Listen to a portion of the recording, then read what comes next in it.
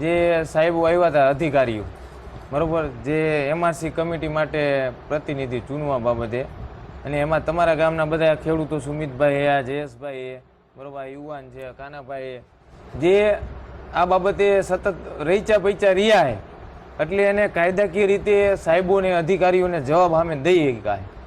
તો આવા લોકો જ્યારે આખા ગામમાંથી લાઈન અત્યારે નીકળે, એક કે બે, એ બે લાઈન વચ્ચે એક પ્રતિનિધિ દેવાનો હોય, બરાબર, અને આવા લોકો જો મહેનત કરતા હોય, સાહેબોને જવાબ દેતા હોય કાયદાકીય રીતે, તો ગામના વડીલો, બરાબર, આવા લોકોનો ઉત્સાહ વધારવા માટે, બરાબર, એનું સ્વાગત કરવું જોઈએ. એટલે આપણે ફૂલહાર લઈને આવ્યા પહેલાં લોકોનું સ્વાગત કરો ગામના બધા વડીલો, જેથી કરીને આવીને આવી લડત લડતા રહે બધા.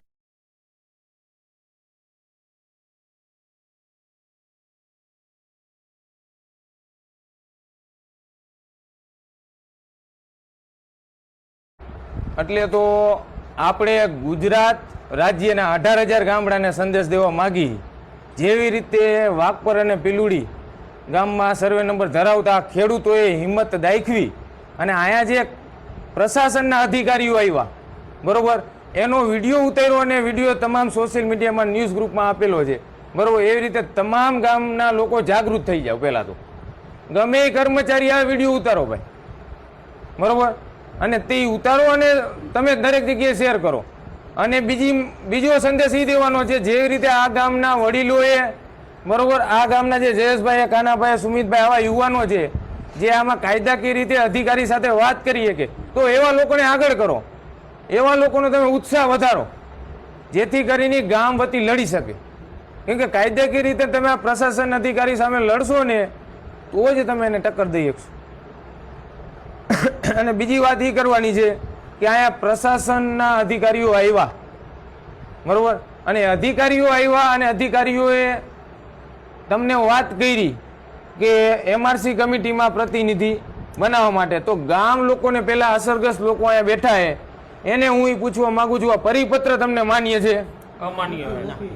હવે ગામ લોકોને પરિપત્ર જ માન્ય ન હોય તો પછી એ પરિપત્રમાં લખેલી એમઆરસી કમિટી અને એ કમિટી માટે જોતો એક ખેડૂત પ્રતિનિધિ, તો આનો પ્રશ્ન જ ન આવે ને સુમિતભાઈ, જયેશભાઈ, બરોબર. તો પ્રશ્ન અહીંયા છે, અને અહીંયા અધિકારીઓ આવીને કે સરકારી આપણે શું કહેવાય જનના મતથી ચૂંટેલા પ્રતિનિધિઓ વાત એવી કરે કે બજાર કિંમતના 2 ગણું વળતર આપ્યું, પણ એ તો તમે ખેડૂતોને આવો સમજાવો તો સાચી A to Z ડિટેલ સમજાવો અહીંયા આવીને ખેડૂતોને.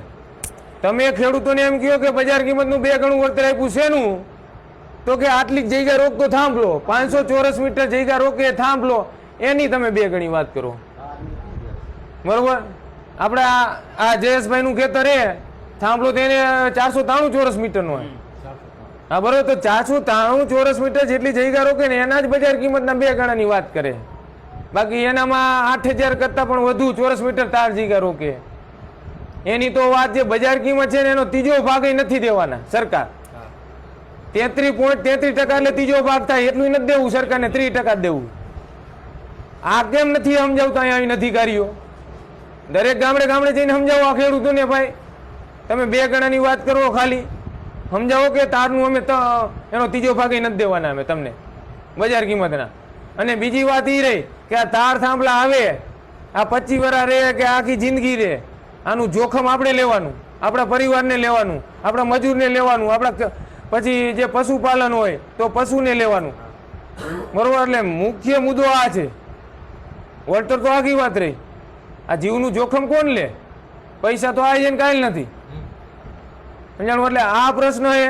અને બીજી વાત રહી કે એમઆરસીમાં સાહેબ આખી વાત કરે કે એમઆરસી કમિટીમાં ખેડૂતોને હવે પ્રતિનિધિ આપવાનું, એટલે કે ખેડૂતને એમાં ઇન્વોલ્વ કર્યો. પહેલા ખેડૂતો એમ કહેતા કે ડીએલવીસી કમિટીમાં ખેડૂતને સ્થાન નથી મળતું, એટલે સરકારે એમઆરસી કમિટીની રચના કરીને એમાં ખેડૂતને સ્થાન મળશે અને ખેડૂતનો વેલ્યુઅર આવશે, કલેક્ટર સાહેબનો વેલ્યુઅર આવશે, કંપનીનો વેલ્યુઅર આવશે, આવી રીતે વાત કરે.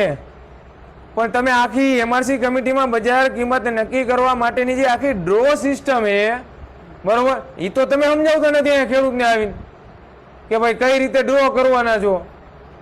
ખેડૂતનો પ્રતિનિધિ 2 કે ખેડૂતનો વેલ્યુઅર 2 બરોબર, એની વેલ્યુ નક્કી કરેલી ઊંચી, એ તો આવે કે ન, એની નથી જવાની. એનું તમે ડ્રો સિસ્ટમ આખી સમજાવો એટલે ખેડૂતોને ખબર પડે ને કે એના વેલ્યુ જે કિંમત નક્કી કરી છે, બરોબર, એ તો આવવાની જ નથી, એની શક્યતા જ નથી. એની આખી એમઆરસી કમિટી બનાવે ને એની આખી રચના એવી છે, એક કલેક્ટર સાહેબ બેસે, એક ખેડૂત બેસે ને કંપનીનો માણસ બેસે, 3 જણા બે, એ ત્રણેય IBBI વેબસાઇટમાં જઈને જમીનની જે કિંમત નક્કી કરતો ને વેલ્યુઅર હાયર કરવાનો. કલેક્ટર સાહેબ એમાંથી હાયર કરે, કંપની વાળો એમાંથી લેશે અને ખેડૂત એમાંથી ગોતશે. ત્રણેય વેલ્યુઅર જાય ગામડે, બરોબર, તમારા ખેતર હોય એની બજાર કિંમત નક્કી કરે. બજાર કિંમત નક્કી કરે એટલે ફરફરિયું કવરમાં પેક કરીને ત્રણે કલેક્ટર સાહેબને દઈ દે. 3 ફરફરિયા, 3 ફરફરિયા દે ને એમાંથી કલેક્ટર સાહેબ ગમે 2 ફરફરિયા ઉપાડે. એક કાગળિયામાં વેલ્યુએશન નીકળું 100 રૂપિયા અને બીજામાં નીકળું 120 રૂપિયા. તો આ બે માં નીચું ગયું 100 કે 120? 100 નીચું ગયું હોય ને તો નીચી કિંમતના 20% એટલે કેટલા થાય? 20 રૂપિયા થાય ને.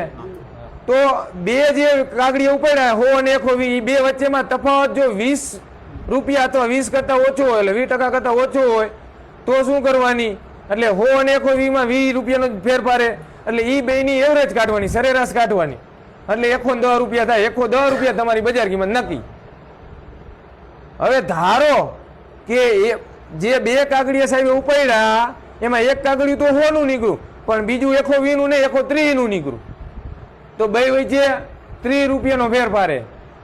પણ 100 ના 20% એટલે 20 રૂપિયા. 20 કરતા નીચું હોય તો હાલે, પણ 20 કરતા વધુ તફાવત હોય તો ન હાલે. આમાં 30 રૂપિયાનો તફાવત, એટલે શું કરશે સાહેબ? 100 અને 130 બે માં નીચું ગયું 100, તો 100 ના 10% નો વધારો એટલે 10 રૂપિયા વધારે. 110 રૂપિયા તમારી બજાર કિંમત નક્કી કરી નાખે. હવે 110 નક્કી કરે ને એટલે ખેડૂત કે આમને માન્ય નથી, એટલે શું કરશે? જે કલેક્ટર સાહેબ ઓલા 100 130 બે ઉપાડ્યા હતા ને એક ત્રીજું પડ્યું હતું, એ ત્રીજું સાહેબ ઉપાડશે. ત્રીજું ઉપાડશે ને ત્રીજું નીકળું 200 રૂપિયા, બરોબર. તો શું કરશે કલેક્ટર? 100 130 ને 200 આ ત્રણેય કવર માંથી સૌથી બે નીચા કયા હે? 100 ને 130 બે કવર એને, એ બે કવર ની સરેરાશ એવરેજ કાઢે એટલે 115 રૂપિયા તમારી બજાર કિંમત નક્કી કરે. હવે આપણા વેલ્યુ 200 રૂપિયા નક્કી કરી હોય એ આમાં આવે? કોઈ દી નો આવે. આવી આ સિસ્ટમ આ કરી છે ખાલી ખેડૂતોને ઓળા તરીકે રાખવાનું. આપણે ખેતરમાં કેમ ઓળું કરી એની જેમ, એટલે ખેડૂતને એમ થઈ જાય કે અમે કમિટીમાં હતા, પણ એક પ્રકારનું ઓળું કાંઈ હાલે નહીં. સમજાણું? આવી સિસ્ટમે આવું અધિકારીને આપણે એ કહી કે તમે ગામડે ગામડે જાઓ ને તો આ ખેડૂતોને સમજાવો. કાં નથી સમજાવતા?